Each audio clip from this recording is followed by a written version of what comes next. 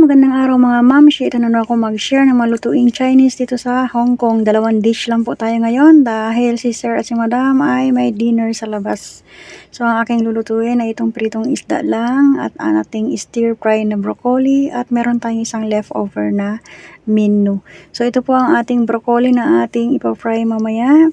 Stir fry, and then ito naman po ang ating isda, tampal puki po ito na malaki at slice po siya.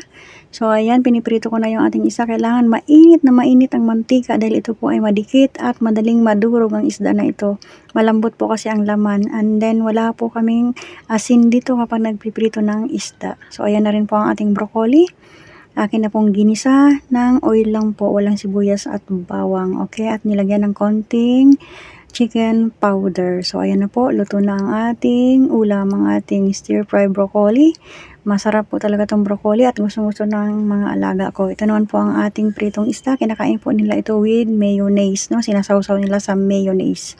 Okay, and then next yung ating leftover kagabi, ang ating chicken steam na in onion oil. Kung meron tayong garlic oil, ito naman ay in-steam sa onion oil. Thank you for watching. Have a nice day. God bless us all, and please don't forget to follow, like, and share my video.